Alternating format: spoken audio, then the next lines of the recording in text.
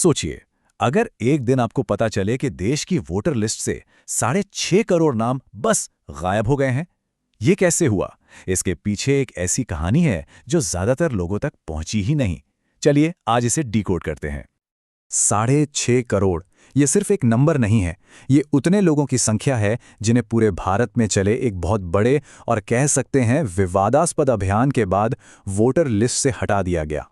तो आज हम परत दर परत समझेंगे कि आखिर इतने सारे नाम हटे कैसे, सरकार की तरफ से इसकी क्या वजह बताई गई और असल में जमीन पर क्या हुआ, और सबसे बड़ा सवाल, हमारे लोकतंत्र के लिए इसका क्या मतलब है।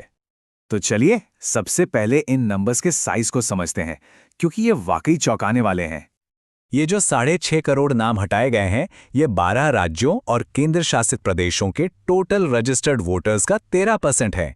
अब इसे और आसान भाषा में समझें तो मतलब ये हुआ कि इन इलाकों में हर 8 वोटर्स में से एक का नाम अब लिस्ट में है ही नहीं। और जब हम अलग अलग राज्यों को देखते हैं तो ये कहानी और भी अजीब हो जाती है। देखिए, पूरे देश में जितने भी नाम हटाए गए उनमें से लगभग 43% सिर्फ और सिर्फ उत्तर प्रदेश से हैं। ये एक बहुत बड़ा सवाल खड़ा करता है ना, कि आखिर एक ही राज्य में ऐसा क्या हुआ। तो अब सवाल ये उठता है कि ये सब हुआ किस प्रक्रिया के तहत। चलिए अब उस ऑफिशियल प्रोसेस को समझते हैं जिसका नाम है स्पेशल इंटेंसिव रिवीजन यानी SIR, और जानते हैं कि कागज पर इसका मकसद क्या बताया गया था।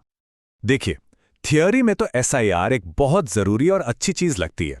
भारत इतना बड़ा देश है, लोग एक शहर से दूसरे शहर जाते हैं, कुछ लोगों की दुखद मृत्यु हो जाती है, तो ऐसे में वोटर लिस्ट को अपडेट करना, गलत नाम हटाना और नए नाम जोड़ना, ये तो जरूरी है ही। और इसके लिए एक पूरा सिस्टम बनाया गया। जैसे बूथ लेवल के अधिकारी घर घर जाकर वेरिफिकेशन करेंगे, फिर फॉर्म बांटे जाएंगे, उन्हें इकट्ठा किया जाएगा। इसके बाद एक ड्राफ्ट लिस्ट बनेगी जिस पर आम लोग और पॉलिटिकल पार्टियां अपनी आपत्ति या दावे दर्ज करा सकते हैं, और फिर इन सब के बाद एक फाइनल वेरीफाइड लिस्ट पब्लिश होगी। सुनने में तो सब कुछ बिल्कुल सही और ट्रांसपेरेंट लगता है, लेकिन जैसा कि अक्सर होता है, कागज पर जो दिखता है जमीन पर वैसा ही हो जरूरी नहीं। और SIR के मामले में थियरी और असलियत के बीच का फासला बहुत बड़ा था। जरा ये बात सुनिए, ये हमारे पूर्व नौसेना प्रमुख यानी फॉर्मर नेवी चीफ अरुण प्रकाश ने कही।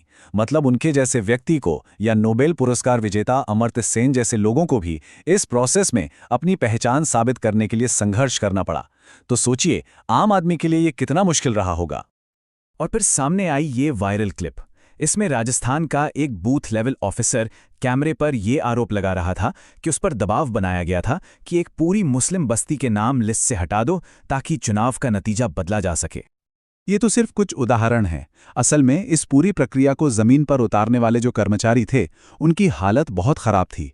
दिन में 14-15 घंटे काम, जबरदस्त प्रेशर, धमकियों के आरोप, और दुख की बात यह है कि काम के दबाव की वजह से 1 दर्जन से ज्यादा मौतों की खबरें भी आईं। कहीं कहीं तो लोगों का गुस्सा इतना बढ़ गया कि उन्होंने सरकारी दफ्तरों पर हमला तक कर दिया। तो ये तो हुई इंसानी कहानी। अब जरा सिस्टम की गड़बड़ियों को देखते हैं कि कैसे टेक्नोलॉजी और कम्युनिकेशन की गलतियों ने इस पूरे मामले को और भी उलझा दिया। क्या आप यकीन करेंगे कि इतने जरूरी काम के लिए निर्देश व्हाट्सएप पर दिए जा रहे थे? जी हां, पश्चिम बंगाल से ऐसी रिपोर्ट्स आईं कि अधिकारियों को व्हाट्सएप पर ऐसे निर्देश मिले जो ऑफिशियल रूल से अलग थे, और क्योंकि ये व्हाट्सएप पर थे तो इनका कोई ऑफिशियल रिकॉर्ड भी नहीं था। और अब बात करते हैं टेक्नोलॉजी की, जहां एक बहुत बड़ा विरोधाभास सामने आता है।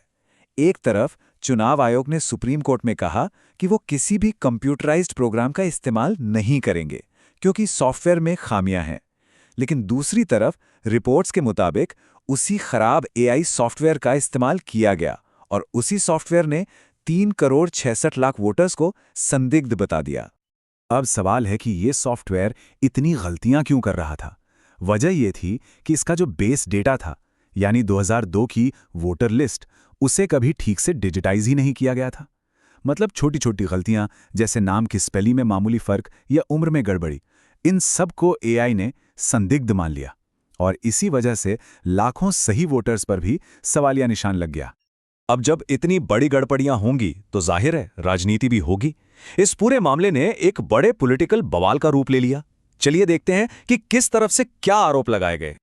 तो यहाँ हमें दो बिल्कुल अलग अलग नैरेटिव देखने को मिलते हैं। विपक्षी पार्टियों का आरोप था कि ये वोट चोरी का एक तरीका है और जानबूझकर अल्पसंख्यक, दलित और आदिवासी वोटर्स को निशाना बनाया जा रहा है। वहीं सत्ताधारी पार्टी के तर्क राज्य के हिसाब से बदलते रहे। जैसे बंगाल में कहा गया कि अवैध बांग्लादेशी घुसपैठियों के नाम हटाए जा रहे हैं, तो वहीं उत्तर प्रदेश में जब बहुत ज्यादा नाम कटे तो कथित तौर पर पार्टी खुद ही घबरा गई और नए वोटर जोड़ने के टारगेट सेट करने लगी। इस सारे शोर और आरोपों के बीच एक राज्य ऐसा भी था जिसने एक बिल्कुल अलग रास्ता अपनाया, और उसका नतीजा पूरी बहस पर एक बड़ा सवालिया निशान लगाता है। हम बात कर रहे हैं असम की, एक ऐसा राज्य जहां नागरिकता का मुद्दा हमेशा से बहुत संवेदनशील रहा है।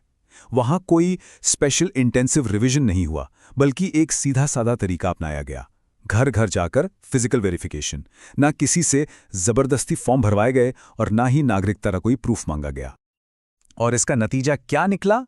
0%। जी, असम में नेट एक्सक्लूजन लगभग 0 था। मतलब जितने नाम हटाए गए, करीब करीब उतने ही नए नाम जोड़ भी दिए गए। इससे एक बात तो साफ होती है कि एक साफ सुथरी वोटर लिस्ट बनाने के लिए लाखों लोगों के नाम काटना जरूरी नहीं है। एक बेहतर तरीका मुमकिन है। तो एनालिस्ट्स के मुताबिक आखिर गड़बड़ कहाँ हुई? वो दो नई चीजों की तरफ इशारा करते हैं।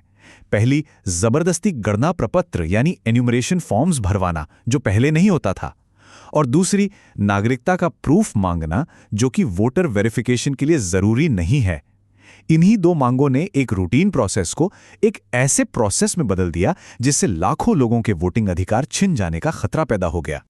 तो हम वापस उसी सवाल पर आ जाते हैं, क्या ये वाकई वोटर लिस्ट की सफाई के लिए एक जरूरी अभियान था, या फिर ये लाखों लोगों को उनके सबसे बड़े लोकतांत्रिक अधिकार यानी वोट देने के अधिकार से दूर करने की एक कोशिश थी?